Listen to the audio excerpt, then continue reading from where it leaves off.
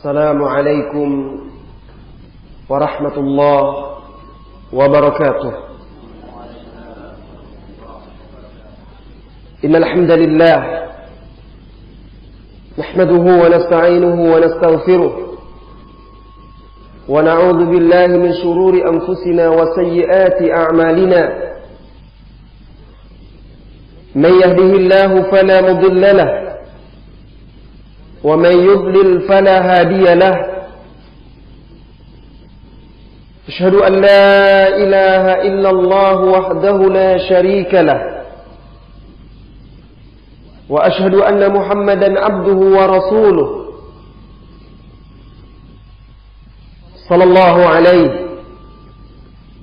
وعلى آله وأصحابه ومن سار على نهجه وتمسك بسنته إلى يوم الدين وسلم تسليما كثيرا. أما بعد.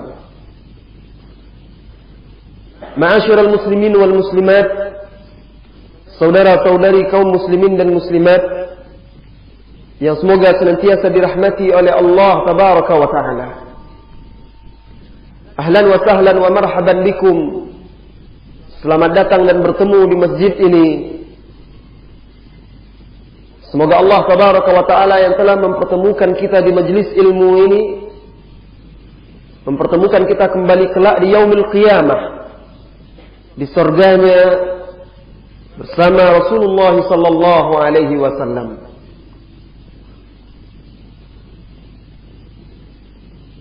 Kaum muslimin dan muslimat yang dirahmati oleh Allah tabaraka wa ta'ala, pagi ini adalah pertemuan pertama kita di bulan suci Ramadan ini, yang insyaallah ta'ala kita adakan setiap Sabtu dan Ahad selama Ramadan, menimba ilmu, memanfaatkan waktu kita untuk mendalami ilmu syar'i, meningkatkan ketakwaan agar semakin terang jalan yang kita tempuh menuju Allah tabaraka wa ta'ala. Saudara-saudari kaum muslimin dan muslimat yang dirahmati oleh Allah tabaraka wa ta'ala, kita sering mendengar istilah imam yang empat. Kita sering mendengar disebut-sebut nama Imam Abu Hanifah, Imam Malik, Imam Asy-Syafi'i dan Imam Ahmad.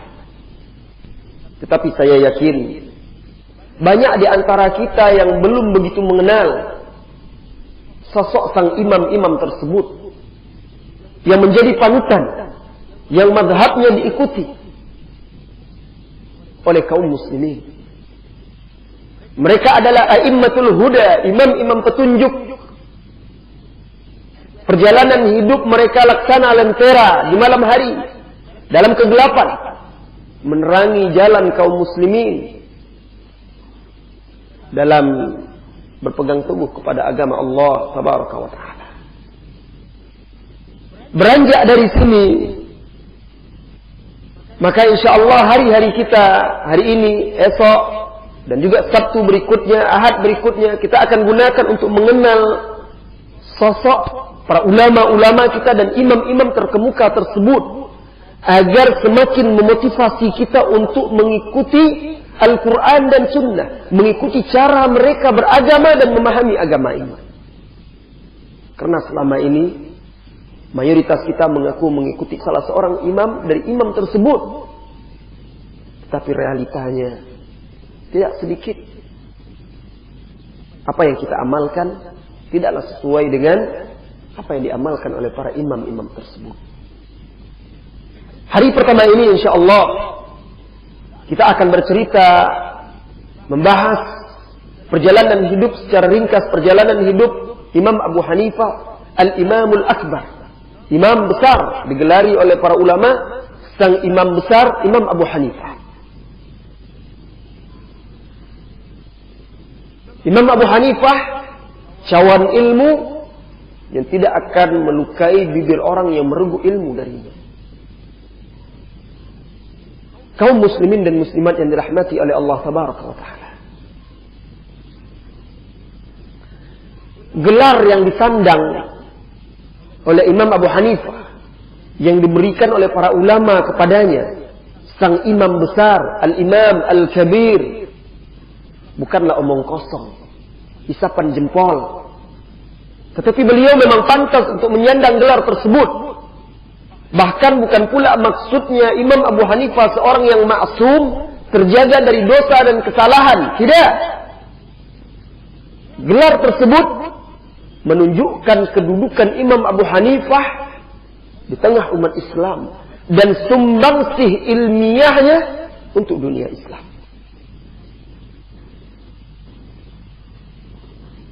Orang tua Imam Abu Hanifah bernama Thabit.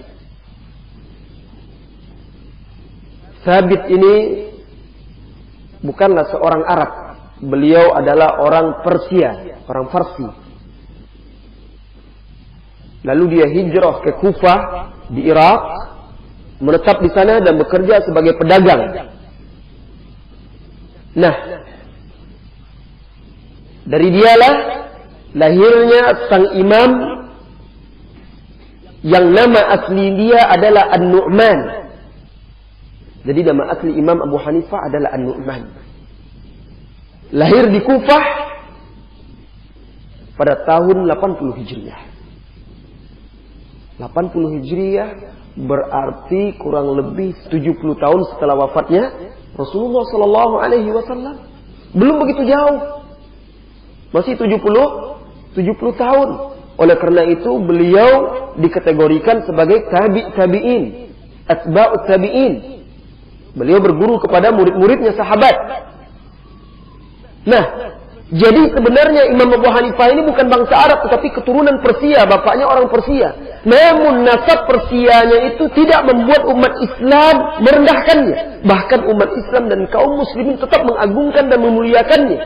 Karena Islam memiliki prinsip inna akramakum indallahi atqakum. Sesungguhnya yang paling mulia di sisi Allah di antara kalian adalah yang paling bertakwa. Di dalam Islam, kemuliaan, kehormatan bukan dengan jabatan, bukan dengan kedudukan, bukan dengan harta benda, tetapi dengan pengorbanan dan perjuangannya, dengan amalnya, dengan ketakwaan dan kedekatan dirinya kepada Allah Tabaraka wa Ta'ala. Ketika itulah seseorang itu di dalam Islam dimuliakan dan layak untuk dihormati. Semoga Allah merahmati Imam Abu Hanifah, seorang muslim yang bukan berasal dari bangsa Arab tetapi mengalahkan bangsa Arab dalam keahlian berbahasa, adab dan ilmu pengetahuan. Sehingga semua orang di masanya mencintai Imam Abu Hanifah. Alangkah benar apa yang disabdakan oleh Rasulullah sallallahu alaihi wasallam, dan hadis ini sahih diriwayatkan oleh Imam Al-Bukhari dan juga Imam Muslim. Rasulullah sallallahu alaihi wasallam bersabda, "Lau kana ad-din bis-suraya," kalau saja ilmu itu berada di atas bintang. Dalam riwayat lain, "Lau kana al-iman," kalau saja iman itu. Dalam riwayat lain, "Lau kana al-ilmu," kalau saja ilmu itu bis-suraya berada di atas bintang, "Latanawalahu unasun min abna'i Faris." Pasti akan ada sejumlah dari anak keturunan Persia yang akan meraihnya. Kita kenal di zaman Rasulullah seorang sahabat yang berasal dari Persia, yaitu Salman Al-Farisi, yang menjalani proses yang panjang untuk meraih keimanan sampai dia menjadi budak, dijual, bekerja, akhirnya sampai di kota Madinah bertemu dengan Nabi. Begitu juga terwujud sabda Rasulullah sallallahu alaihi wasallam ini. Rasulullah ketika bersabda, "Lau kana ad-din bi Suraya," Salman ada di sisinya. Kemudian dia memegang kepalanya. "Lau kana ad-din," kalau saja ilmu itu di bintang, berada di bintang-bintang, kalau saja agama itu berada di bintang gemintang, "Latanawalahu haula'i min Faris." Niscaya mereka, sejumlah anak-anak keturunan Persia itu akan bisa meraihnya. Salah satunya Salman Al-Farisi radhiyallahu anhu, dan juga salah satunya adalah Imam Abu Hanifah An-Nu'man bin Thabit rahimahullahu ta'ala. Kaum muslimin dan muslimat yang dirahmati oleh Allah tabaraka wa ta'ala. Imam Abu Hanifah An-Nu'man bin Thabit rahimahullahu ta'ala mewarisi keluarganya berdagang. Beliau berdagang, berjual kain dan pakaian. Bahkan sampai dia menjadi ulama, pekerjaan yang halal ini terus ditekuninya. Imam Abu Hanifah pernah berkata tentang usahanya untuk mencari nafkah yang halal ini. Kata Imam Abu Hanifah, afdalul mali al-kasbu minal halal wa atyabu ma ya'kuluhu al-mar'u min amali yadihi.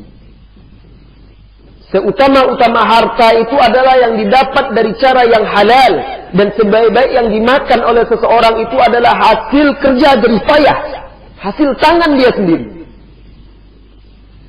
Dia ingin memotivasi umat Islam untuk bekerja, berusaha. Begitulah para ulama dahulu. Mereka rela hidup miskin bersusah payah, tetapi makan dari hasil jerih payah mereka sendiri.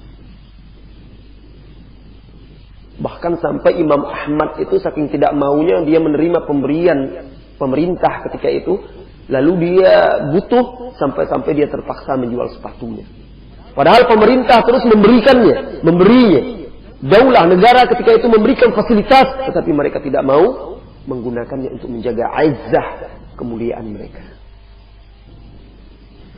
Itulah dia Nu'man muda yang hatinya tidak lengah dan lalai dalam khayalan-khayalan para pemuda. Nu'man muda yang tidak tenggelam dalam tawa dan hanyut dalam hasrat muda. Akan tetapi Nu'man muda seorang yang memiliki tekad yang besar, cita-cita yang mulia, dan niat yang ikhlas lagi tulus. Saudaraku, saudariku, suatu ketika datang seorang wanita. Ketika itu Imam Abu Hanifah di pasar sedang berdagang. Datang seorang wanita membawa pakaian yang terbuat dari sutra.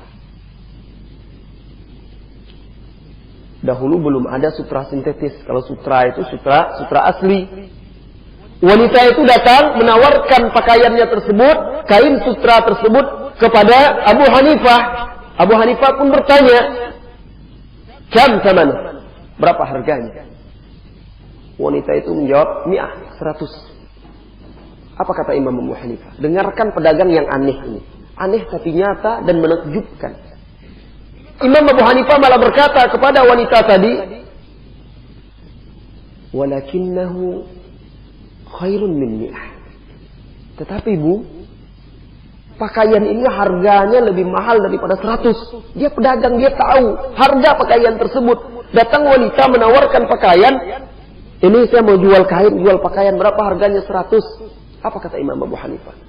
"Huwa khairun min mi'ah." Pakaian ini lebih baik lagi daripada itu, lebih mahal harganya. Maksud Imam Abu Hanifah, naikkan harganya. Ini kan pedagang yang aneh seperti itu.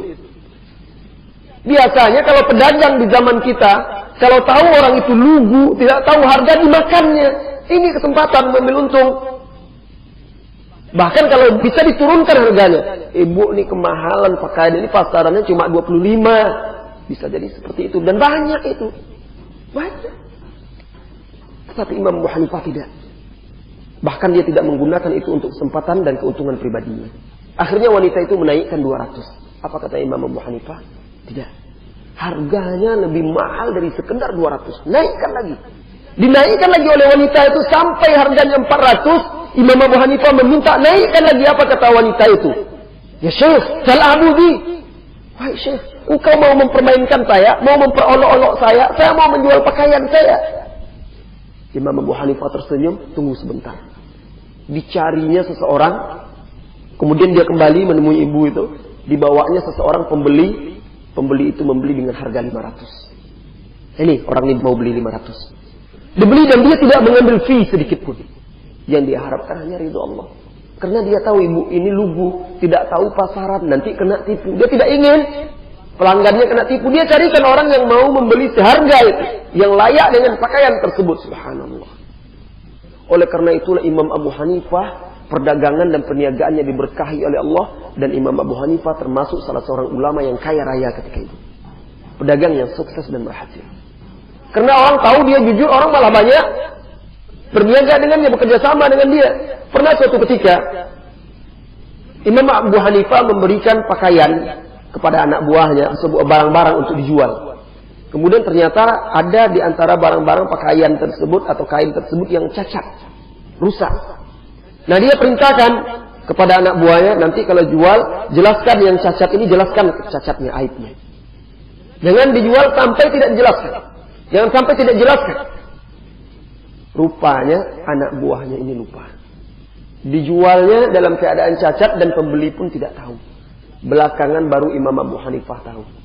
Akhirnya Imam Abu Hanifah takut harga yang sudah diambilnya, duit orang yang sudah diambil itu disedekahkannya semua. Tidak berani dia memakannya. Lihat, begitu kalau ulama berjualan. Begitu kalau orang yang sudah belajar berjualan, jujur, akhlak mulia.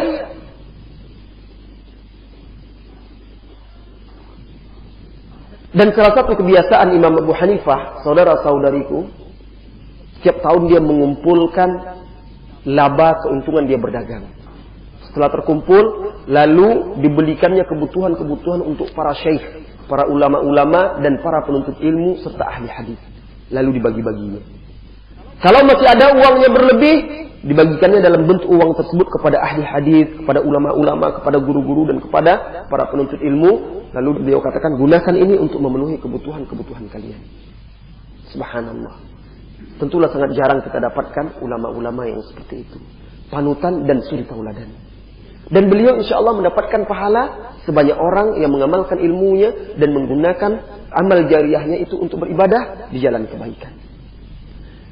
Saudara-saudariku kaum muslimin dan muslimat yang dirahmati oleh Allah Tabaraka wa Ta'ala. Imam Abu Hanifah sejak kecil termotivasi dan terdorong untuk giat menuntut ilmu agama. Beliau menuturkan kenapa beliau memilih jalan ilmu ini. Beliau berkata, "Kullama qallabtuhu wa adartuhu lam yazdad illa jalala." Setiap kali aku membolak-balik menggali mempelajari ilmu itu semakin bertambah agung dan mulia. Maksudnya ilmu agama ini. Apa ada yang lebih mulia daripada ilmu agama? Kemuliaan ilmu itu tergantung dari kemuliaan yang dipelajari.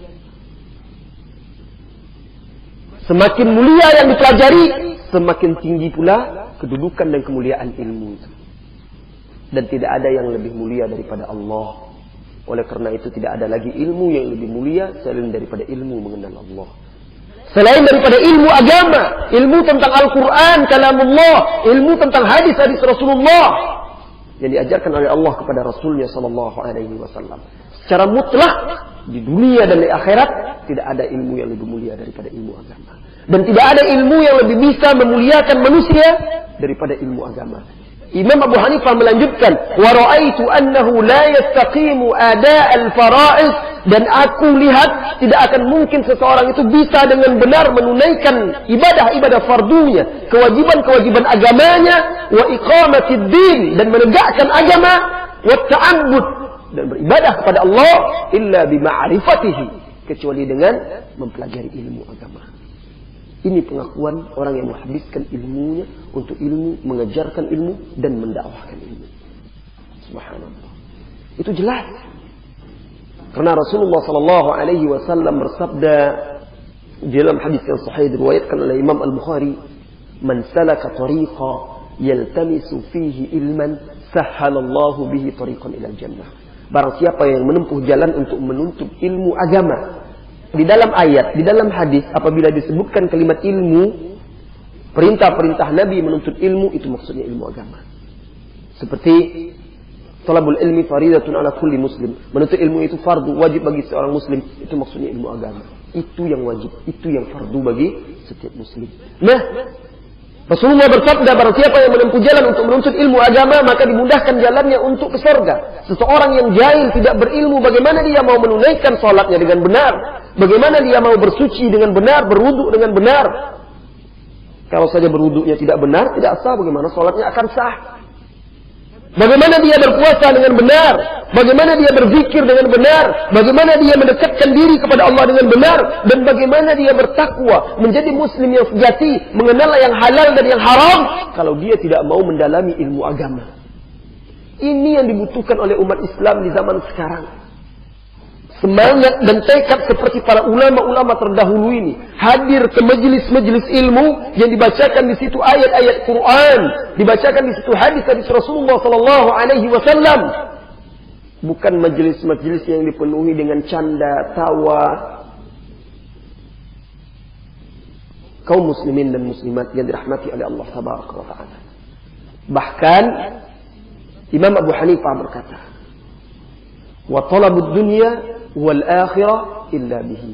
Dan tidak mungkin seseorang itu mendapatkan dunia akhirat kecuali dengan ilmu. Kita ambil contoh mudah saja di dunia ini. Urusan dunia, kalau orang itu tidak berilmu, susah dia untuk meraih dunia ini. Kalau orang itu tidak pandai baca tulis, sekolahnya rendah, mudah ditipu orang. Kalaupun dia bekerja pun rendah. Apalagi masalah akhirat. Apalagi masalah akhirat. Kaum muslimin dan muslimat yang dirahmati oleh Allah tabaraka wa taala.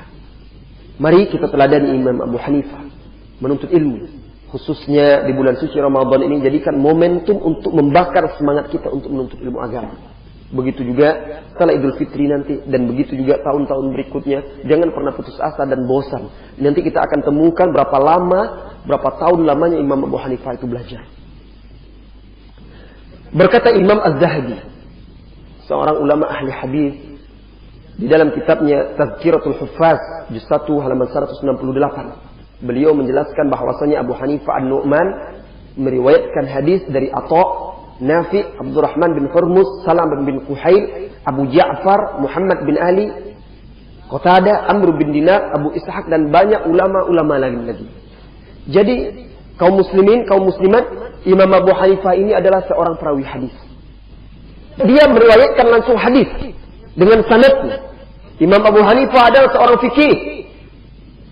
Imam Abu Hanifah berijtihad menyimpulkan hukum melalui hadis-hadis Nabi. Oleh karena itu, wahai kaum muslimin dan muslimat, jangan lagi ada seseorang yang berkata, saya mengikuti mazhab si anu, saya ikut imam si anu, lalu ditinggalkannya hadis-hadis Nabi. Saya ikut ustadz itu kan mengatakan A, hadis Nabi ditinggalkannya. Kata Buya itu B, hadis Nabi ditinggalkannya. Kata Kiai itu C, hadis Nabi ditinggalkannya. Lihatlah Imam Abu Hanifah, seluruh para imam, Imam Abu Hanifah, Imam Malik, Imam Syafi'i, Imam Ahmad, seluruhnya mereka meneliti, mencari hadis-hadis Nabi, lalu mengikuti hadis Nabi tersebut. Kalau mereka tidak mendapatkan hadis Nabi, mereka berijtihad. Bahkan Imam Abu Hanifah berkata, "Idza sahhal hadis fa huwa madhhabi." Apabila hadis itu telah sahih, maka itulah mazhabku. Jadi dia mazhabnya tidak mengikuti siapa-siapa, cuma mengikuti Nabi. Apabila hadis telah sahih, itulah sesungguhnya mazhabku. Beliau juga berkata di dalam kesempatan lain, la yahillu liman yufti min kutubi an yuftiya hatta ya'lama min aina qultu. Tidak halal, aku tidak ridhai, aku tidak halalkan orang yang berfatwa dari kitab-kitabku sebelum dia mengetahui dari mana aku mengambil fatwa tersebut. Berarti Imam Abu Hanifah tidak ridho kita mengikuti pendapatnya sampai kita tahu dasarnya, dalilnya.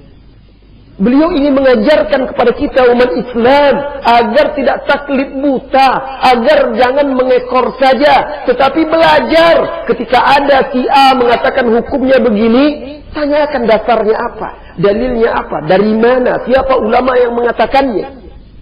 Seperti itulah dia dahulu, sampai-sampai dia mengatakan tidak halal seseorang mengambil fatwa dari kitab-kitabku sampai dia tahu apa dasar-dasar dan dari mana aku mengatakannya. Berkata Imam Malik, "Innama ana basyarun ukhti'u wa usib." Aku ini hanyalah seorang manusia yang kadang keliru, kadang benar. Fanzuru fi ra'yi, lihatlah pendapat-pendapatku. Fa kullu ma wafaqa al-kitab wa sunnah fakhudhuh. Setiap perkataan dan pendapatku yang sesuai dengan Al-Quran dan sunnah, ambillah, terima. Wa kullu ma lam yuwaffiq al-kitab wa sunnah fatrukuh. dan seluruh pendapatku yang bertentangan dengan Alkitab dan Sunnah tinggalkan. Berarti Imam Malik menyadari pasti ada pendapat dan perkataan dia itu yang menyelisih Al-Quran dan Sunnah karena dia manusia, bisa keliru. Berarti kalian, kaum muslimin, jangan mengikuti pendapatku 100%, tetapi ikuti pendapatku yang sesuai dengan Al-Quran dan Sunnah. Kalau keliru, ternyata bertentangan dengan Al-Quran dan Sunnah, ada hadisnya, ada pendapat yang lebih kuat, silahkan tinggalkan pendapatku, ikuti pendapat tersebut. Ini cara beragama mereka yang patut kita tiru, yang patut kita teladani, sehingga umat kita menjadi umat yang terpelajar, berpendidikan, dan bukan umat yang terbelenggu lehernya oleh taklid buta dan fanatisme madhab yang memecah belah umat Islam. Begitu juga Imam Syafi'i, imam yang ketiga dari imam yang empat. Beliau menuturkan, menegaskan, "Idza wajadtum fi kitabi خلاف سنة رسول الله صلى الله عليه وسلم فقولوا بسنة رسول الله صلى الله عليه وسلم ودعوا ما قلت. Apabila kalian mendapatkan di dalam kitabku sesuatu yang menyelisihi, bertentangan dengan sunnah Rasulullah sallallahu alaihi wasallam, ambillah sunnah Rasulullah dan tinggalkan perkataanku. Imam Syafi'i juga berkata, fattabi'uha, ikutilah sunnah Rasul tersebut, wala taltafitu ila qawli ahad, jangan pedulikan lagi perkataan seorang pun. Seperti itu Imam Syafi'i. Hari ini banyak orang mengaku mengikut mazhab Syafi'i, tetapi cara dia bermazhab itu tidak mengikuti pola atau cara Imam Syafi'i beragama. Masih juga dia berkata, ini kan pendapat Imam Syafi'i. Imam Syafi'i mengatakan begini, begitu. Padahal ada hadis yang lebih sahih. Bisa jadi Imam Syafi'i keliru, hadisnya lemah atau pendapatnya tidak didukung oleh hujah-hujah yang kuat, pendapat ulama lain lebih kuat. Apa salahnya kita meninggalkan pendapat beliau karena beliau sendiri yang mengajarkan kalau memang pendapatku lemah, menyelisih hadis-hadis Rasulullah sallallahu alaihi wasallam, silahkan ambil hadis Rasulullah sallallahu alaihi wasallam atau pendapat-pendapat yang lebih kuat. Imam Ahmad, murid Imam Syafi'i, berkata, "Man radda hadits Rasulullah sallallahu alaihi wasallam fahuwa ala syafa halakah." Barang siapa yang menolak hadis Rasulullah sallallahu alaihi wasallam, maka dia berada di tepi jurang kehancuran. Wahai kaum muslimin, wahai kaum muslimat, ayyuhal muslimun wa ayyatuhal muslimat. Berapa sering hadis-hadis Rasulullah sallallahu alaihi wasallam disampaikan kepada kita, lalu kita sombong, berpura-pura, berlagak dan berkata, nantilah saya periksa dahulu. Siapa kita sehingga ingin memeriksa hadis? Berapa kali hadis-hadis Nabi disampaikan kepada kita, lalu kita mengatakan dan menolaknya. Ada ustaz mengatakan tidak begitu, padahal ustaz tersebut tidak menyampaikan dalil dan hadisnya, sementara ini hadis Nabi yang sudah jelas dan tegas. Apakah ustaz itu lebih mulia daripada Nabi? Apakah kiai itu lebih agung daripada Rasulullah sallallahu alaihi wasallam? Kalla, sama sekali tidak. Ini sebenarnya penyakit yang menyebabkan umat Islam terpecah belah. Sebagian sampai tidak ada yang mau sholat di masjid kaum muslimin yang lainnya. Sebagian ada yang tidak mau sholat di belakang imam yang berbeda mazhab dengan dia. Keliru. Sebagian ada lagi yang tidak bertegur sapa hanya karena perbedaan pendapat dalam masalah-masalah fikhiyah. Sebagian ada lagi yang bermasa muka karena si A mengikuti hadis Nabi yang menyelisihi pendapat imam dan ulama si B. Tidak demikian. Cara beragama para ulama-ulama terdahulu adalah seperti yang ditegaskan oleh Imam Ahmad. La tuqallidni. Jangan kalian taklid kepadaku. Jangan mengekor aku. Wala tuqallid Malikan wala Syafi'i. Jangan pula kalian mengekor Malik, Syafi'i. Wala Al-Auza'i atau Imam Al-Auza'i. Wala Thawri atau Imam Al-Thawri. Wa khudh min haitsu akhadhu. Ambillah agama kalian dari mana mereka telah mengambil. Dari mana mereka mengambil? Dari Al-Quran. Dan dari hadis-hadis Rasulullah sallallahu alaihi wasallam. Berarti ibu-ibu, bapak-bapak, kaum muslimin dan muslimat, kita harus banyak-banyak belajar tafsir. Kita harus banyak-banyak membaca hadis Rasulullah sallallahu alaihi wasallam dan syarahnya, penjabaran serta uraiannya yang ditulis oleh para ulama-ulama kita. Semua mereka mengambil dari Rasulullah sallallahu alaihi wasallam. Semua mereka tidak ridho terhadap sikap fanatisme kepada mereka. Silahkan merujuk ke karya-karya ilmiah mereka. Di dalam kitab-kitab mereka, kitab murid-murid mereka penuh dengan nasihat-nasihat, petua-petua seperti yang kita paparkan tadi. Kaum muslimin dan muslimat yang dirahmati oleh Allah tabaraka wa ta'ala. Imam Abu Hanifah seorang ulama yang disegani bahkan oleh khalifah ketika itu. Khalifah itu pimpinan tertinggi umat Islam. Khalifah di zaman itu kekuasaannya meliputi seluruh jazirah Arab, negeri Persia, sebagian Afrika. Subhanallah. Negeri yang luas sekali diperintah oleh seorang khalifah. Nah, di zaman Imam Abu Hanifah, khalifah yang memerintah adalah Khalifah Al-Mansur. Khalifah Al-Mansur dari Bani Abbasiyah. Dan Khalifah Al-Mansur ini sangat menghormati Abu Hanifah serta memuliakannya. Imam Abu Hanifah sering mengirimkan pemberian harta untuk Abu Hanifah, tetapi Abu Hanifah tidak pernah menerima. Karena beliau memiliki prinsip tidak menerima pemberian pejabat. Pernah Khalifah Al-Mansur menegurnya, "Ya Abu Hanifah, kenapa engkau tidak menerima pemberianku?" Saudara-saudariku, bandingkan dengan ulama-ulama di zaman sekarang. Bandingkan dengan orang-orang di zaman sekarang yang sebagiannya menjual ilmu agamanya untuk dunia. Ketika Khalifah menegur Imam Abu Hanifah karena Imam Abu Hanifah tidak mau menerima pemberiannya, Imam Abu Hanifah berkata, "Sebenarnya aku tidak menolak jika Amirul Mukminin memberiku dari harta pribadi dia. Akan tetapi Amirul Mukminin memberiku dari harta Baitul Mal kaum muslimin. Aku tidak berhak menerimanya." Lihat. Kalau seandainya engkau hai Amirul Mukminin, khalifah memberiku dari harta pribadimu, aku menerimanya. Tetapi engkau memberiku dari harta kaum muslimin. Kan kebanyakan pemimpin itu bergelimang harta yang didapat dari rakyat.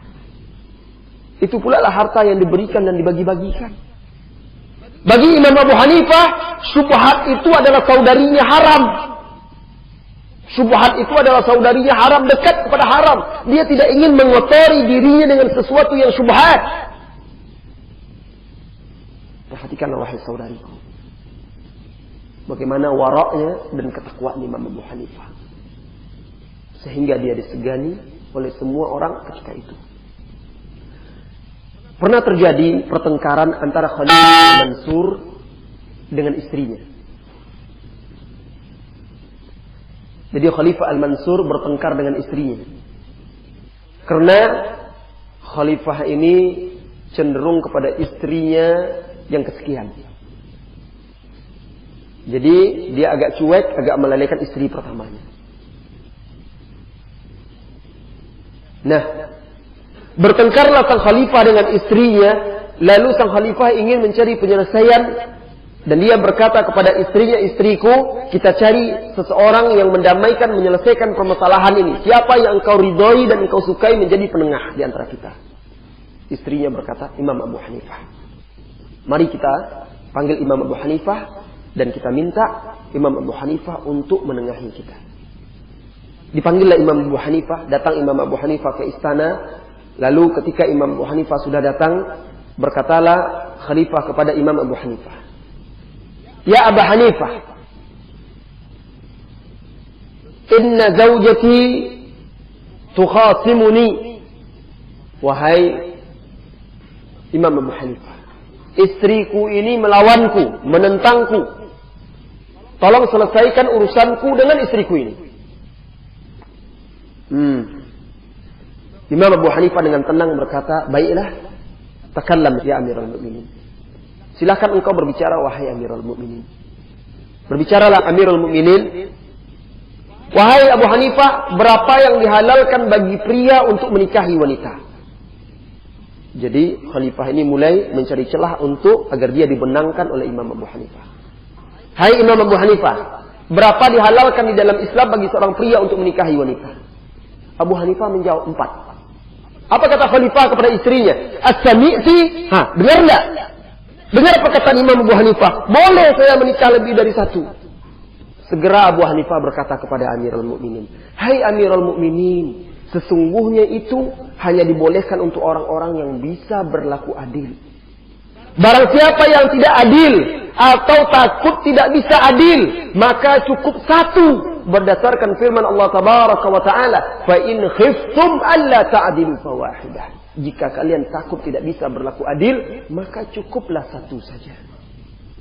Nah, kata Imam Abu Hanifah, hai Amirul Mukminin, kita wajib beradab, beretika terhadap Allah. Kita wajib menerima pengajaran Allah ini. Khalifah Mansur terdiam mendengar perkataan Abu Hanifah. Setelah mereka diam semuanya, istrinya merasa menang juga, akhirnya diam. Imam Abu Hanifah berdiri dan meninggalkan mereka. Ketika Imam Abu Hanifah pulang, sang istri Khalifah ini, Permaisuri ini yang merasa menang, dipanggilnya pembantunya, lalu dikumpulkannya hartanya, dikirimnya, berikan ini kepada Imam Abu Hanifah. Hadiah. Dia ingin berterima kasih kepada Imam Abu Hanifah. Sampailah utusan tersebut kepada Imam Abu Hanifah. Imam Abu Hanifah menolak hadiah tersebut lalu berkata, sampaikan salam saya kepada istri Khalifah dan katakan kepadanya, sesungguhnya aku tidak membela dia, aku membela agama Allah. Aku bukan sedang membela dia walaupun dia merasa menang. Aku sedang membela agama Allah. Dan aku melakukannya hanya karena Allah. Aku tidak mengharapkan untuk dekat kepada seseorang. Dan aku tidak mengharapkan dunia dengan perbuatanku itu. Akhirnya pulanglah pembantu itu, mengembalikan hadiah tersebut kepada istri raja. Renungkanlah wahai saudara-saudariku, betapa mulia, betapa teguhnya hati sang Imam Abu Hanifah, imam besar di masanya. Kaum muslimin dan muslimat yang dirahmati oleh Allah Tabaraka wa Ta'ala. Imam Abu Hanifah berguru pada ulama, salah seorang ulama di masanya, ulama besar di masanya yang bernama Hammad bin Abi Sulaiman. Salah seorang tabi'in. Dia belajar fikih dari gurunya tersebut sampai gurunya wafat. Tanpa jemu, tanpa bosan. Tahukah engkau wahai saudara-saudariku, berapa lama dia belajar kepada gurunya itu? 18 tahun. 18 tahun dia tekun belajar kepada seorang guru. Dia mulai dari usia 22 tahun dia berguru kepada Hammad bin Abi Sulaiman sampai gurunya tersebut wafat. Bukan tidak ada cobaan, bukan tidak ada tantangan. Orang biasanya, bapak-bapak, ibu-ibu, kalau dia sudah duduk belajar sebulan, 2 bulan, 3 bulan, 4 bulan, apalagi setahun 2 tahun dia sudah merasa pintar.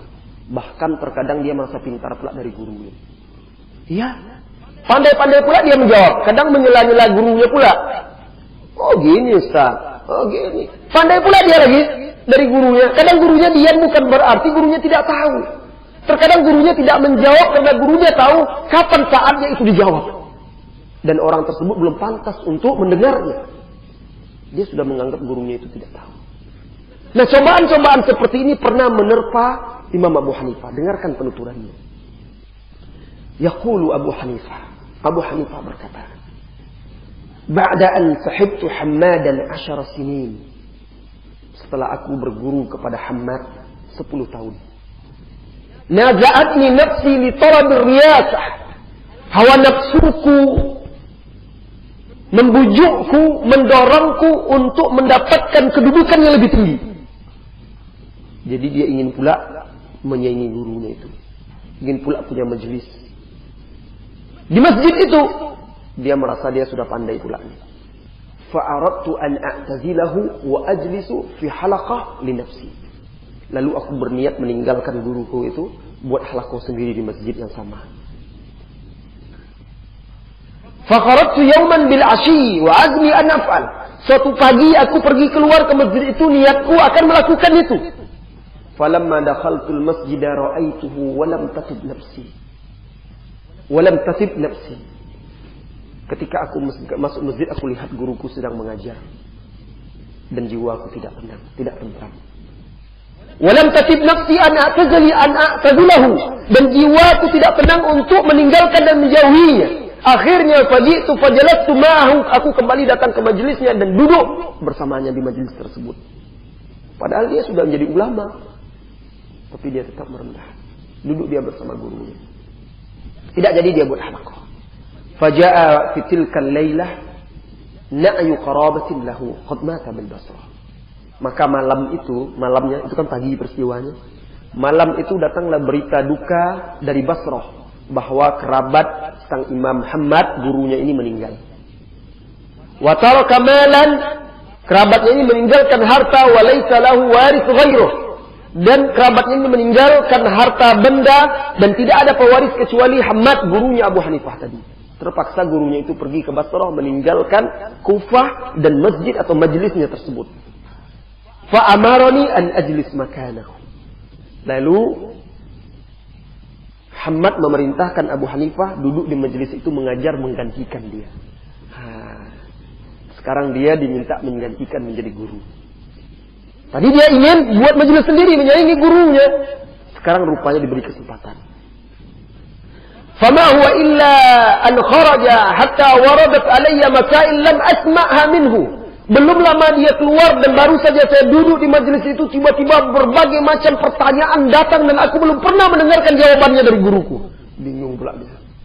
Rupanya tidak mudah menjadi guru. Banyak, kata beliau, banyak masalah. Fakuntu ujibu wa aktub jawabi. Karena takutnya Imam Abu Hanifah, maka aku, kata beliau, aku menjawab dan mencatat setiap jawabanku. Nanti mau diberikannya kepada gurunya. Setiap ada pertanyaan dijawab, dia catat jawaban tersebut. Summa qadima, kemudian datanglah Muhammad, Syekhnya Muhammad. Fa'aradtu alaihi al-masail wa kanat nahwan min 60 masalah. Lalu aku perlihatkanlah masalah-masalah yang aku jawab tadi, yang telah aku tulis. Seluruhnya kurang lebih 60 masalah. Kan banyak itu. 60 masalah dalam satu majelis itu langsung diberikan orang kepada dia.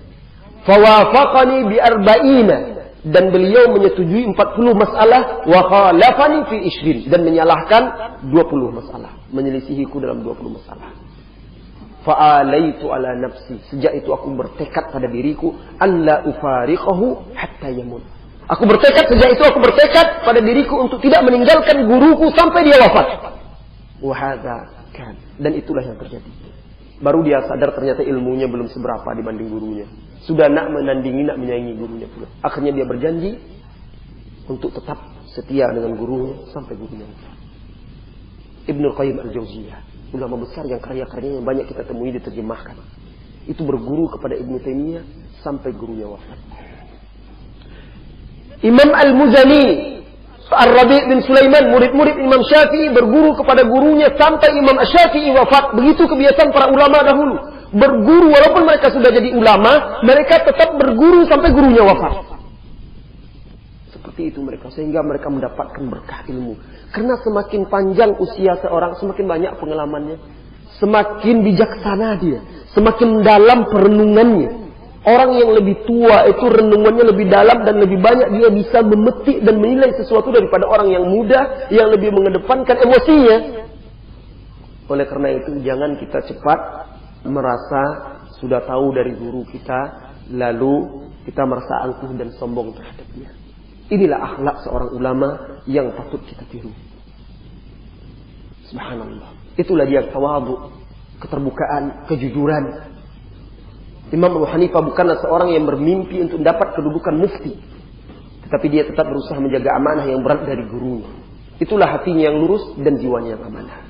Kaum muslimin dan muslimat yang dirahmati oleh Allah Tabaraka wa Ta'ala. Imam Abu Hanifah salah seorang imam Ahlus Sunnah wal Jamaah. Namun sebagai manusia, beliau tetap dikritik oleh ulama-ulama yang lainnya. Begitulah manusia tidak lepas dari kritikan dan kesalahan. Tapi itu tidak banyak. Kritikan yang ditujukan kepada Imam Abu Hanifah hanya beberapa saja. Di antaranya, pertama, Imam Abu Hanifah terlalu berlebihan dalam masalah fikih fardhi. Apa itu fikih fardhi? Fikih fardhi itu fikih di mana seseorang itu mengandai-andaikan permasalahan. Kalau nanti terjadi begini, begini hukumnya. Kalau terjadi begini, begini caranya. Kalau terjadi begini, begini. Nah, ulama-ulama terdahulu, termasuk bahkan Rasulullah SAW tidak suka ditanya sesuatu yang belum terjadi. Sampai-sampai di zaman Rasulullah ketika sahabat menanyakan sesuatu sebelum itu terjadi, turun ayat la tas'alu an asya'in in tubdalakum tasu'kum. Wa in tas'alu anha hina yunazzalul Qur'an tubdalakum. Janganlah kalian menanyakan sesuatu apabila nanti dijelaskan kepada kalian turun jawabannya akan berat bagi kalian. Jangan tanya sesuatu yang belum terjadi akhirnya menjadi berat bagi kalian. Tetapi jika kalian bertanya ketika Al-Quran itu turun, telah diturunkan, telah dijelaskan, tidak paham, tidak mengerti, bertanya, ketika itu akan dijelaskan bagi kalian. Oleh karena itu kan banyak orang bertanya, nanti kalau terjadi begini Ustaz bagaimana? Begini bagaimana? Kadang masalah itu tidak mungkin terjadi. Atau belum lagi mungkin akan terjadi. Nah ini yang namanya istilahnya fikih fardi. Nah Imam Abu Hanifah ini fikih dia banyak seperti itu. Dalam mazhab Abu Hanifah. Mazhab Hanafi. Kalau seandainya begini, makanya begini. Kalau seandainya begini, boleh, tetapi tidak boleh berlebihan. Yang dikritisi oleh para ulama, Imam Abu Hanifah agak berlebihan dalam masalah ini. Mungkin ada penyebabnya. Nah penyebabnya ini yang kedua, yang dikritikan ulama kepada beliau. Bahwa sedikitnya hadis-hadis yang sampai kepada Imam Abu Hanifah. Karena waktu itu hadis-hadis masih berpusat di Jazirah, di Hijaz, Mekah, Madinah. Ulama-ulama kan tabi'in masih banyak di sekitar situ. Karena hadis dahulu itu berbeda dengan sekarang. Sekarang kitab-kitab mudah menyebar kemana-mana. Ya, CD-CD, program-program elektronik mencari hadis-hadis mudah. Kalau dahulu hadis itu dari mulut ke mulut, sehingga penyebarannya lambat. Nah di zaman Abu Hanifah di daerah Irak itu hadis masih sedikit yang sampai di sana. Karena tidak ada hadis, tentu dia butuh ijtihad menggunakan rasio atau akalnya untuk menyimpulkan hukum. Nah ini yang menyebabkan dia banyak menggunakan logikanya, kalau seandainya begini, nanti begini. Kemudian yang ketiga yang dikritisi oleh para ulama, Imam Abu Hanifah tidak menerima hadis sekalipun sanadnya sahih kecuali hadis itu terkenal, tersohor. Nah bagi para ulama-ulama, mayoritas ulama, selama hadis itu sahih, walaupun tidak begitu terkenal, tetap wajib diterima dan dipakai sebagai dasar hukum Islam. Nah ini saja yang disanggah oleh para ulama-ulama terhadap beliau. Kaum muslimin dan muslimat yang dirahmati oleh Allah Tabaraka wa Ta'ala. Di masa Imam Abu Hanifah mengalami ujian yang berat. Bahkan beliau sempat disiksa. Bahkan beliau wafat dalam hukumannya. Ketika itu yang memegang tampuk pimpinan Kufah, yang menjadi gubernur atau wali Kufah, namanya Abu Hubairah. Bukan Abu Hurairah, tapi Abu Hubairah. Mirip ya, Abu Hubairah. Terjadilah fitnah dan kekacauan di Irak. Lalu dikumpulkanlah para fuqaha, ahli-ahli fikih, ulama di istananya. Di antara mereka ada ulama yang bernama Ibnu Abi Layla, Ibnu Shubrumah, Daud bin Abi Hind. Lalu gubernur ini memaksa para ulama-ulama tadi untuk mengemban tugas. Karena mereka tahu ulama-ulama ini panutan masyarakat ketika itu terjadi kekacauan. Diberilah tugas-tugas yang berat kepada ulama ini. Termasuk Imam Abu Hanifah. Imam Abu Hanifah dipaksa untuk memegang stempel kegubernuran. Sehingga setiap statement resmi itu dikeluarkan, distempel oleh Imam Abu Hanifah. Begitu juga harta yang keluar dari Baitul Mal harus melalui izin Imam Abu Hanifah. Tetapi Imam Abu Hanifah menolak tugas tersebut. Hubairah memaksanya dan mengancamnya. Apa kata Imam Abu Hanifah? Lau aradani an a'idda lahu abwaba majid wa wasit lama fa'altu. Kalau saja dia menugaskanku untuk menyiapkan untuknya pintu-pintu gerbang di daerah Majid dan Wasit, itu nama daerah di Irak, niscaya aku tidak akan melakukannya.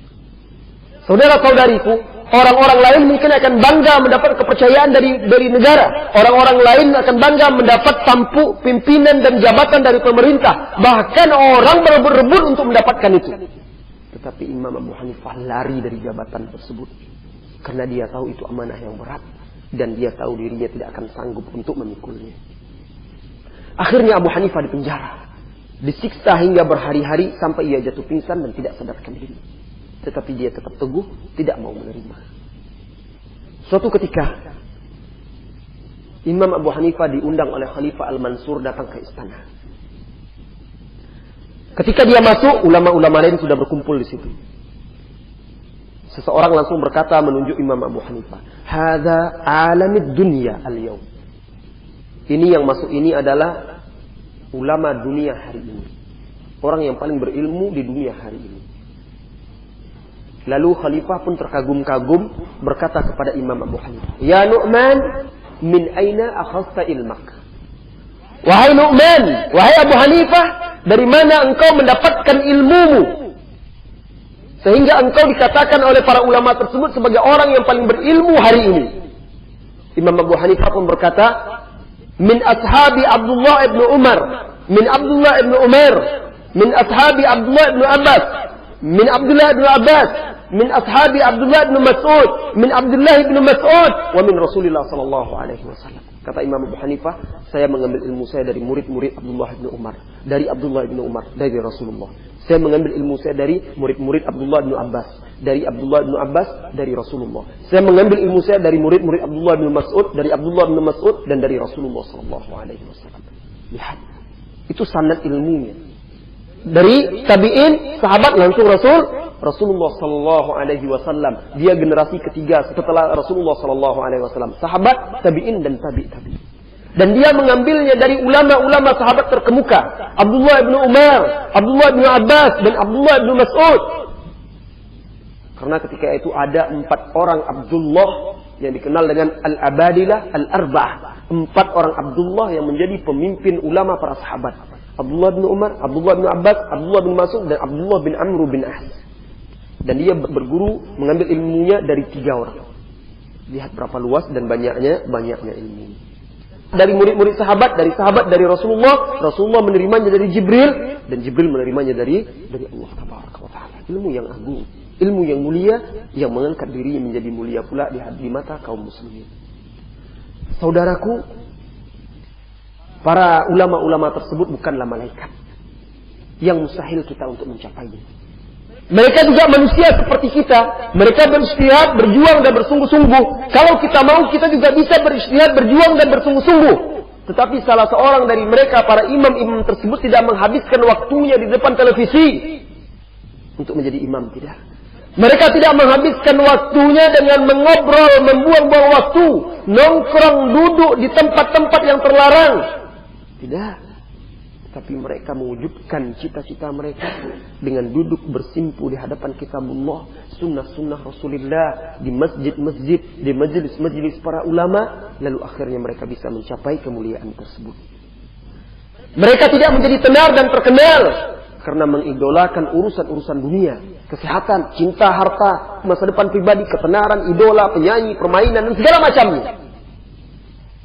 Karena cita-cita dan tekad mereka jauh lebih mulia daripada itu. Saudara-saudariku, mari kita kembali kepada kisah An-Nu'man Abu Hanifah. Khalifah Al-Mansur pernah mengambil sumpah dan perjanjian dengan penduduk Mosul. Mosul itu juga nama daerah di Irak. Jadi penduduk Mosul ini dulu pernah memberontak kepada Khalifah Al-Mansur, lalu ditaklukkan, lalu mereka membuat perjanjian setia. Mereka berjanji kalau mereka membangkang sekali lagi, darah mereka halal. Halal bagi khalifah. Nah, akhirnya suatu ketika penduduk Mosul kembali memberontak. Lalu sebelum Khalifah Al-Mansur membunuh mereka, dipanggillah para ulama dan ahli fikih, dikumpulkan di istana. Lalu khalifah berkata kepada mereka, "Bukankah benar bahwa Rasulullah sallallahu alaihi wasallam pernah bersabda, al-mu'minun 'inda syurutihim yaltazimuna biha?" Bukankah benar Rasulullah sallallahu alaihi wasallam pernah bersabda bahwasanya orang-orang beriman itu mematuhi janji yang telah dia sepakati? Ada hadis Rasulullah itu sahih. Al-mu'min 'inda syarti, al-mu'minun 'inda syurutihim. Mukmin itu mematuhi janji-janji yang telah dia berikan. Nah, dia berkata kepada ulama-ulama tadi, penduduk-penduduk Mosul dulu telah berjanji kepadaku kalau mereka membangkang, memberontak, darah mereka halal untukku. Berdasarkan hadis ini. Bagaimana menurut kalian, wahai para ulama? Semua ulama diam. Karena yang berbicara khalifah. Tiba-tiba seorang ulama berkata, "Hai Amirul Mukminin, tanganmu terbentang atas mereka." Maksudnya kekuasaanmu penuh. Engkau berkuasa atas mereka. Perkataanmu tentang mereka, keputusanmu terhadap mereka diterima. Jika engkau memaafkan, engkau adalah seorang pemaaf. Dan jika engkau menghukum mereka, mereka memang layak untuk mendapatkan itu. Salah seorang ulama berpendapat seperti itu. Artinya, ulama ini masih ragu-ragu dia. Kalau engkau maafkan, silahkan. Kalau engkau hukum, engkau memang berhak untuk menghukum. Berarti dia masih membolehkan dibunuh penduduk Mosul itu. Padahal mereka muslim. Lalu khalifah tahu kalau Imam Abu Hanifah bukan sembarangan. Imam Abu Hanifah kalau dia mengetahui sesuatu pendapat yang hak, dia akan katakan sekalipun tantangannya nyawa dia. Khalifah menoleh kepada Imam Abu Hanifah. Langsung menoleh kepada Imam Abu Hanifah karena dia tahu Abu Hanifah pasti lain jawabannya. Lalu dia berkata. Lalu dia meminta Abu Hanifah berbicara. Maka berkatalah Imam Abu Hanifah, "Ya Amirul Mukminin, wahai Amirul Mukminin, innahum syaratu laka ma la yamlikuna." Mereka memberikan syarat kepadamu apa-apa yang tidak mereka miliki. Jiwa mereka, darah mereka bukan milik mereka, itu milik Allah. Tidak boleh seseorang memberikan syarat sesuatu yang tidak dia miliki. Tidak sah. Lihat jawabannya. Bagaimana kalau seandainya seorang memberi syarat, kalau nanti begini-begini, silahkan ambil sesuatu sebagai jaminannya, sesuatu di rumah tetangga saya. Kan nggak boleh, karena bukan punya dia. Jadi kata Imam Abu Hanifah, maksud Imam Abu Hanifah, darah nyawa mereka itu bukan milik mereka, tetapi itu adalah milik Allah. Wa syaratta alaihim ma laysa lak. Dan engkau juga memberikan syarat kepada mereka sesuatu yang tidak engkau miliki. Itu bukan milikmu, itu milik Allah. Jadi artinya tidak sah. Lalu dia bawakan dalil. Li'anna damal muslim la yahillu bi ihda thalat. Karena darah seorang muslim tidak halal kecuali dengan satu dari 3 perkara. Fa in akhadtahum akhadta bima la yahil. Jika engkau ambil darah tersebut, engkau telah mengambil dengan sesuatu yang tidak halal. Wa syartullah haqqu an yufa bihi. Dan syarat yang diberikan Allah lebih berhak untuk ditunaikan. Karena syarat Allah boleh hanya dengan 3 tadi. Nah, akhirnya mendengar perkataan Imam Abu Hanifah, Khalifah Mansur memerintahkan seluruh ulama bubar. Ketika itu, para ulama sudah khawatir terhadap Imam Abu Hanifah. Mereka khawatir keselamatan Abu Hanifah karena menentang keinginan Khalifah. Ulama-ulama pun bubar meninggalkan istana, tinggallah Abu Hanifah di situ. Lalu Khalifah berkata kepada Imam Abu Hanifah, "Sesungguhnya kebenaran adalah apa yang engkau katakan ya Syekh. Pulanglah ke kampungmu." Akhirnya dia diizinkan pulang. Itulah Abu Hanifah, seorang yang sangat peka dan hidup hatinya. Dalam perkiraannya ia bisa jadi telah mati, terbunuh, dihukum mati oleh Khalifah. Tetapi bagi dia kehidupan yang kekal dan abadi itu adalah di sisi Allah Tabaraka wa Ta'ala.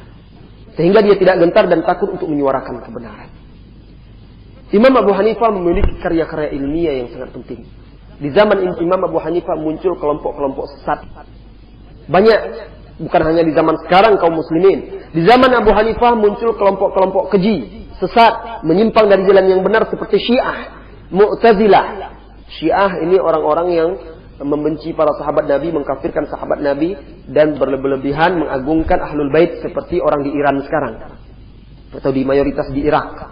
Kemudian muncul pula Mu'tazilah.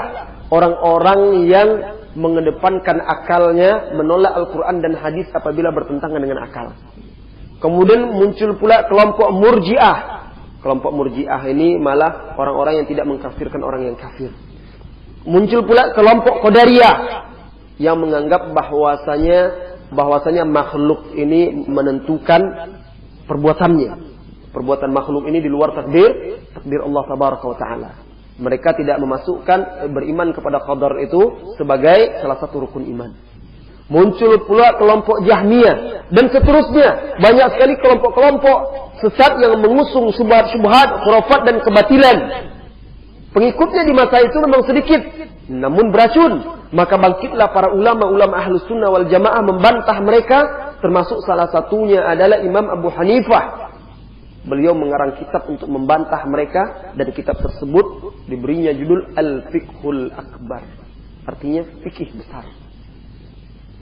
Khusus dalam masalah akidah, membantah, menjelaskan tentang akidah Ahlussunnah wal Jamaah dan membantah paham-paham yang sesat ketika itu.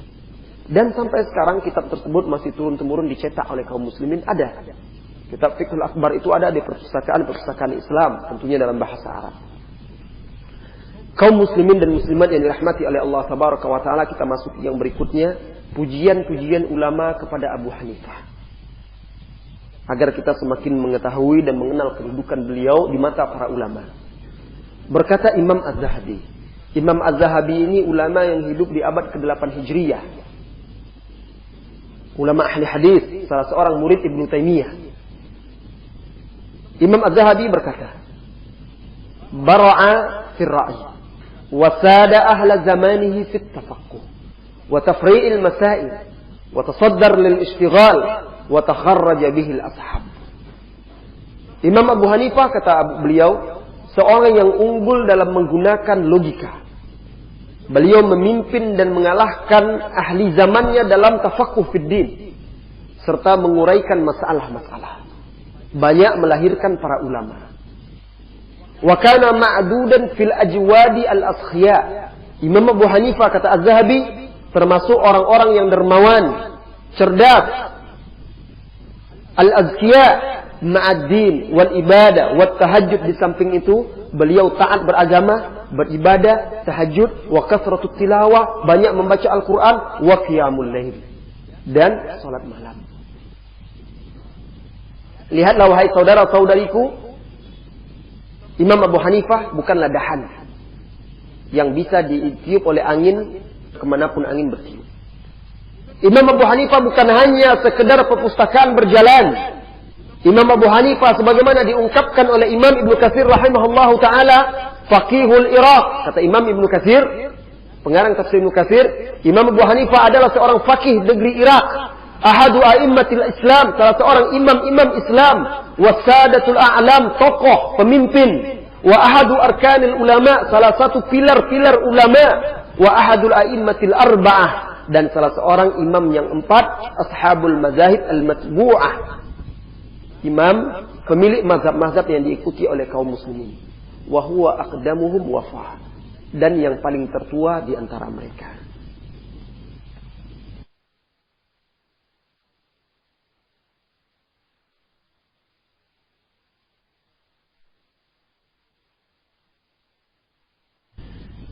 Ibnul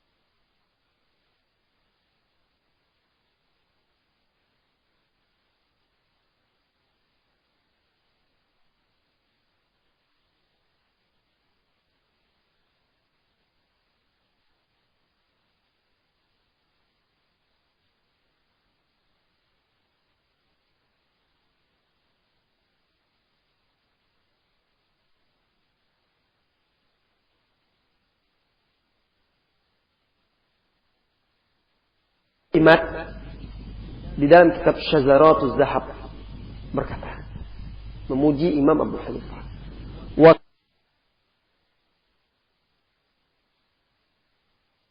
Imam Syafi'i minggu depan akan kita ceritakan bagaimana murid-murid Imam Abu Hanifah akhirnya berguru kepada Imam Syafi'i. Tidak ada ulama ketika itu yang berani, tapi Imam Syafi'i mengumpulkan, mencatat seluruh permasalahan Imam Abu Hanifah, kemudian yang salah-salah itu dia koreksi.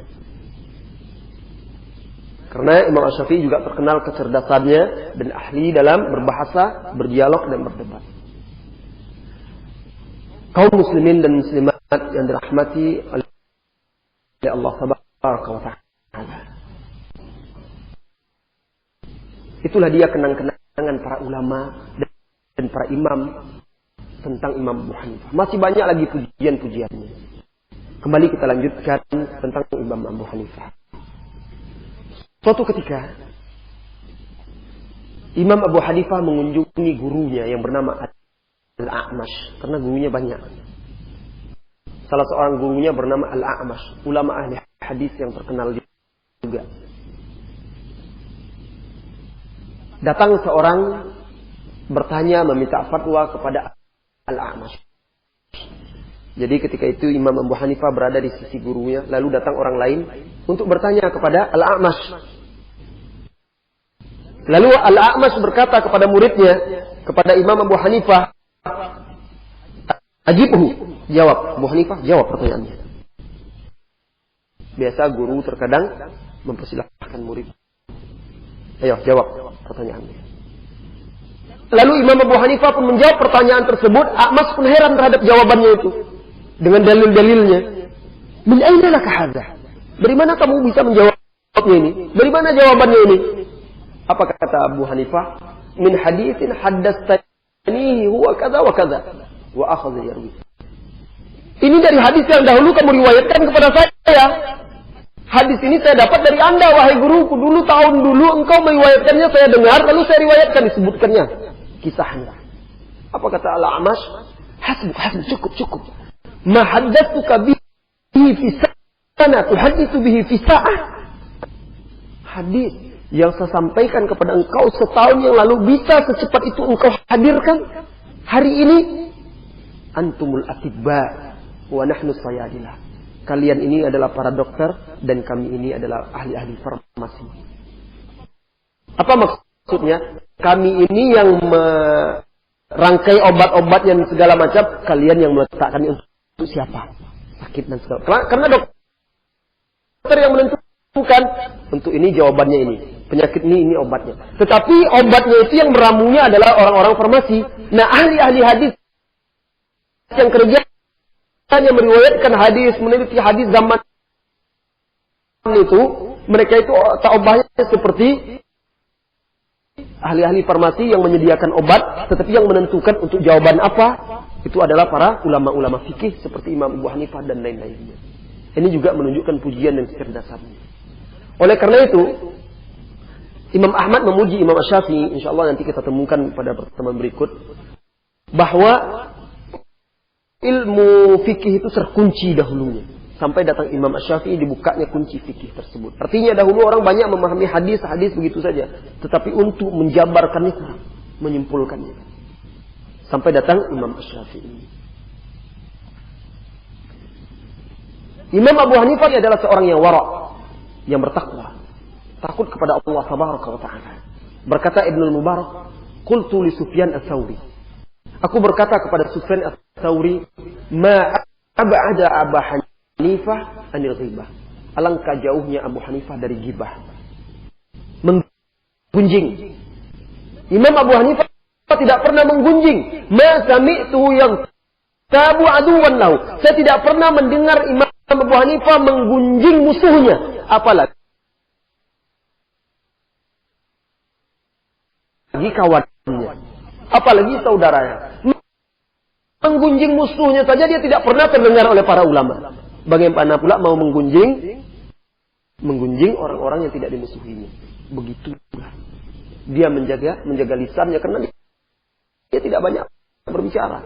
Bicaranya adalah zikir, ilmu, amar ma'ruf nahi munkar, dakwah, mengembalikan yang halal, menjelaskan yang haram.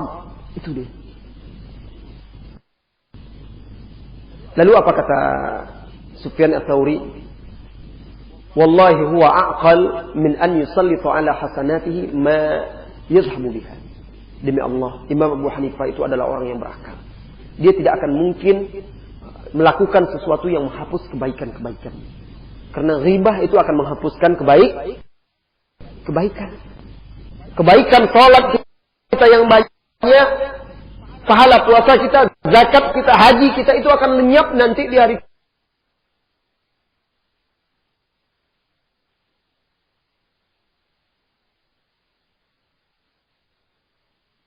kiamat. Kalau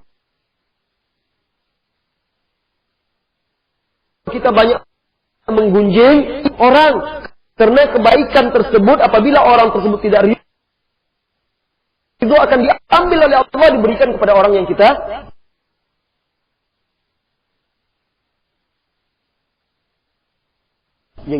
zalimi, yang kita gunjing tadi. Ini maksud para ulama tadi. Orang yang berakal, dia tidak akan melakukan perbuatan-perbuatan yang menghapus kebaikannya. Imam Abu Hanifah, menurut sebagian riwayat, menghatamkan Al-Quran setiap 3 hari. Bayangkan kaum muslimin, kaum muslimat, beliau menghatamkan Al-Quran setiap 3 hari. Berarti satu hari beliau membaca Al-Quran 10 juz. Berapa juz kita baca? Tidak sampai 10 lembar. Tidak sampai mungkin 10 halaman kita baca sehari. Bulan puasa ini, kaum muslimin dan muslimat, kesempatan bagi kita untuk bisa meneladani para ulama tersebut. Kalaupun tidak bisa, kita seperti Imam Abu Hanifah menghatamkan Al-Quran setiap 3 hari. Jadilah sebulan ini khatam 3 kali, itu sudah alhamdulillah. Sebulan, oh masih banyak juga itu 3 kali ya. 1 kali alhamdulillah. 1 kali alhamdulillah. Kaum muslimin dan muslimah, ujian dan cobaan terberat yang dialami oleh Abu Hanifah, sehingga beliau wafat karena itu. Khalifah di masanya, Khalifah Al-Mansur, meminta Imam Abu Hanifah menjadi qadhi. Tunggu dulu wahai saudara-saudariku, jangan pahami qadhi di masa itu sama dengan qadhi hari ini. Qadhi hari ini tukang nikahkan orang. Qadhi di zaman itu sama dengan Mahkamah Agung, hakim besar. Segala permasalahan itu dia yang memutuskan. Itu qadhi di zaman dahulu. Qadhi, Mahkamah Agung itu qadhi, hakim agung. Nah, dia diminta oleh Khalifah menjabat sebagai qadhi di masa itu berkali-kali, tapi dia menolak, dia tidak mau, sampai dia dicambuk, disiksa, tapi dia tidak juga mau menerima.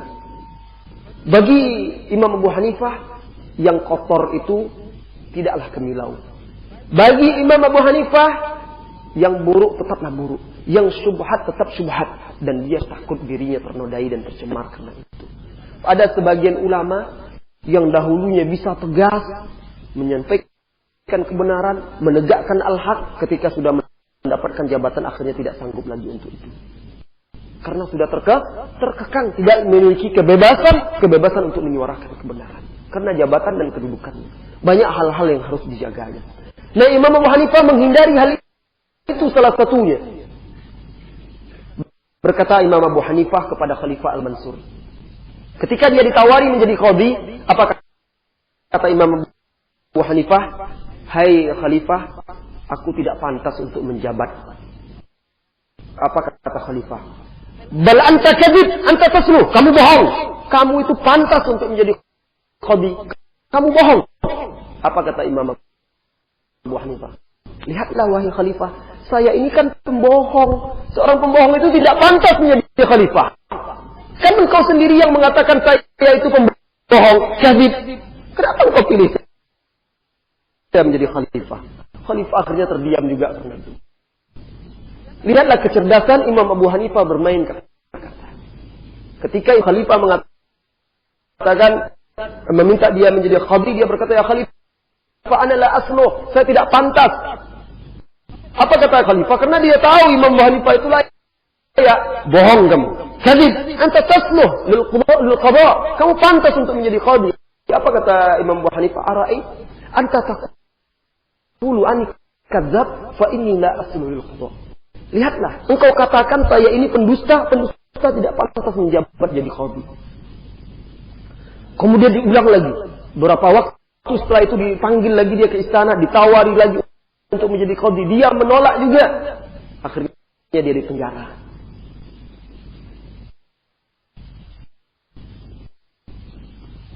Lalu dia dipenjara, kemudian diseret ke depan umum. Setelah itu beliau dicambuk di hadapan umum, lalu dibebaskan dari penjara, tetapi dilarang berfatwa dan dilarang mengajar. Sampai seperti itu dengki dan marahnya pemimpin karena begitu kuatnya Imam Abu Hanifah. Bahkan Imam Abu Hanifah dipaksa bekerja untuk membangun tembok Baghdad. Dan dia menerima asal dia tidak menjadi qadhi. Karena ulama itu orang-orang yang memiliki prinsip. Dan begitulah seharusnya seorang muslim hidup dengan prinsip, bukan orang yang tidak memiliki prinsip terombang-ambing mengikuti fitnah dan syubhat. Allah tabaraka wa ta'ala memberikan prinsip kepada kita, wa in tuti aktsaru man fil ard yudilluka an sabilillah. Jika kamu mengikuti mayoritas kebanyakan manusia di muka bumi, niscaya manusia akan menyesatkanmu. Hiduplah dengan prinsip. Prinsip itu adalah kebenaran. Pegang teguh kebenaran kapan dan dimanapun. Ambil dia dari siapapun datangnya. Nah, akhirnya Imam Abu Hanifah dipaksa bekerja membangun tembok Baghdad sampai akhirnya dia wafat karena itu. Ketika Imam Abu Hanifah merasa dia akan wafat, dan ketika itu dia bekerja, dia merasa dirinya akan wafat, dia berhenti bekerja, lalu sujud, dan ketika sujud itulah dia wafat. Dia tahu dirinya akan wafat, lalu dia sujud, dan dia wafat dalam kondisi sujud tersebut pada tahun 150 Hijriah. Subhanallah. Khalifah Al-Mansur setelah itu menyesal.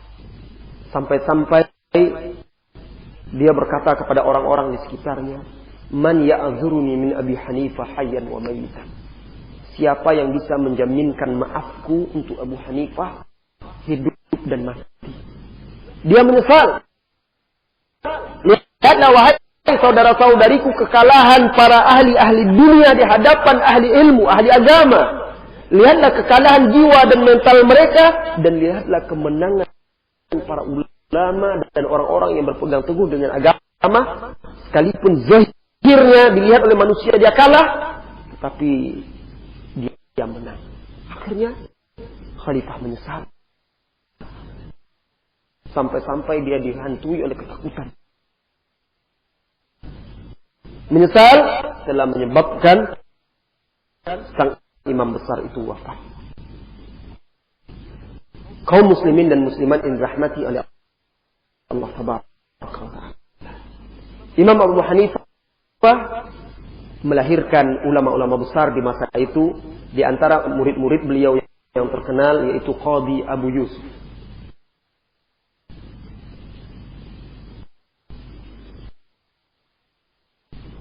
Qadhi Abu Yusuf adalah murid terkemukanya.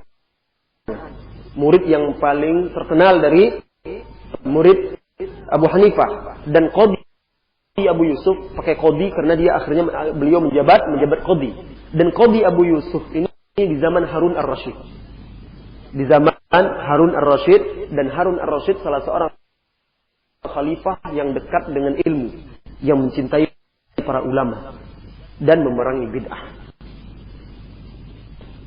Murid-murid beliau, murid-murid Imam Abu Hanifah yang tersebar ke seluruh pelosok negeri Islam ketika itu, berdakwah menegakkan Islam lebih dari 700 orang ulama yang menjadi ulama. Murid-murid Imam Abu Hanifah yang berhasil menjadi ulama lebih dari 700.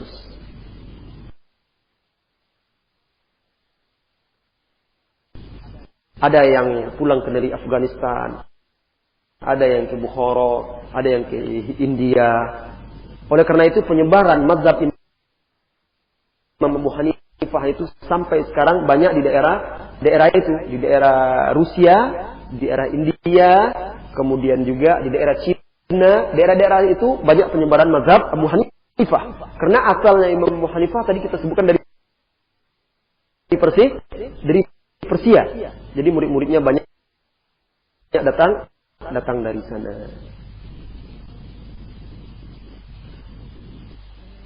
Kemudian muridnya yang lain, di antara murid-muridnya yang lain yang terkenal, Qadi Abu Yusuf itu wafat tahun 158 Hijriah. Sedangkan muridnya yang lain yang terkenal di antaranya Ibrahim bin Tuhman, wafat pada tahun 163 Hijriah. Beliau ini salah seorang murid Imam Abu Hanifah yang cukup keras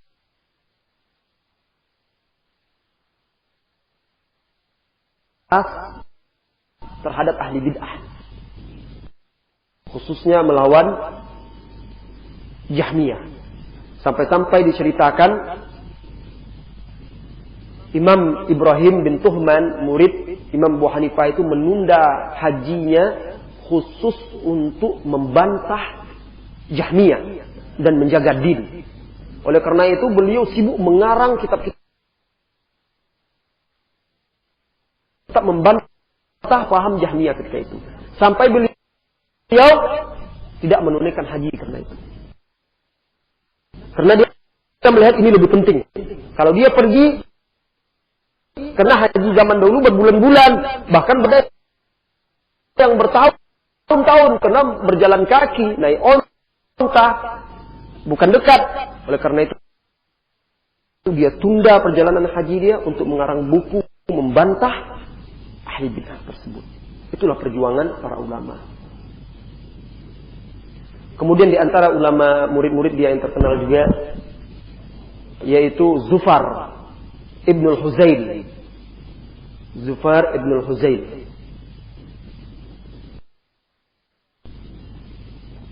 Kemudian murid beliau yang lain yang cukup terkenal juga Muhammad bin Al-Hasan Asy-Syaibani. Ini salah seorang murid beliau yang berasal dari Arab dan semasa dengan Imam Asy-Syafi'i. 189 Hijriah wafatnya.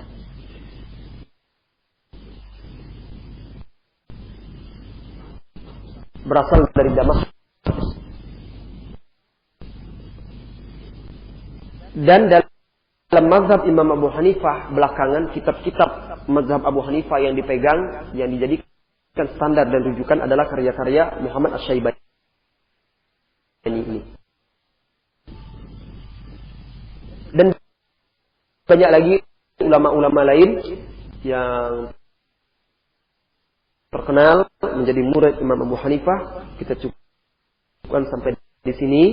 Dan biografi beliau ini saya sarikan dari beberapa kitab, di antaranya Siyar A'lamin Nubala karangan Imam Az-Zahabi, Qiratul Huffaz karangan Imam Az-Zahabi juga, Sifatus Safwah karangan Ibnul Jauzi, Jami' Bayanil Ilmi wa Fadlihi oleh Ibnu Abdul Bar, Al-Intiqa oleh Ibnu Abdul Bar, dan juga Hilyatul Awliya oleh Abu Nu'aim. Silahkan kaum muslimin dan muslimat yang ada pertanyaan dalam masalah apa saja, khususnya masalah kita saat ini, silahkan ajukan pertanyaan, insyaallah kita jawab. Memang ayahnya Syekh Muhammad Nasiruddin Albani ulama dalam mazhab Hanafi. Karena kan di daerah Eropa Timur, maksud Eropa Timur Albania itu mazhab yang berkembang mazhab Hanafi juga. Dan salah satu yang dikritik oleh Syekh Albani pada ayahnya karena ayahnya sholat di kuburan. Nah, itu bukan mazhab Abu Hanifah. Bukan mazhab Abu Hanifah. Karena ayahnya ini mazhab Abu Hanifah dalam masalah fikih. Karena Imam Abu Hanifah sama seperti ulama-ulama yang lainnya, memegang teguh Al-Quran dan Sunnah, menjauhi bid'ah, bahkan mencegah bid'ah. Tetapi itu dianut oleh ulama-ulama setelahnya, yang jauh setelahnya, yang melenceng seperti sekarang ada mereka mengaku mazhab Syafi'i, tapi juga melakukan bid'ah yang ternyata bertentangan dengan mazhab Imam Syafi'i. Nah, seperti itu juga lah ulama-ulama yang ada belakangan mengaku mazhab Hanafi, tetapi ternyata banyak sekali amalan-amalannya tidak sesuai dengan mazhab Abu Hanifah. Nah, seperti itulah. Jadi ayahnya itu mengamalkan itu, tapi bukan itu mazhab Abu Hanifah, karena itu sudah melenceng dari mazhab atau manhaj konsep beragama Imam Abu Hanifah. Allahu a'lam. Dan memang di daerah India itu kan banyak kuburan-kuburan yang diagungkan. Di Cina, daerah Rusia, Persia, Irak, itu ya orang-orang Syiah kan banyak mengagungkan kuburan berlebih-lebihan. Allahu a'lam bishawab. Mazhab Abu Hanifah. Iya, dalam fikih. Maksudnya dalam fikih. Memang oleh karena itu kalau ada kaum muslimin yang ikut jamaah tabligh lalu pergi dia khurud ke ke India, Pakistan, cara sholat mereka rata-rata berubah.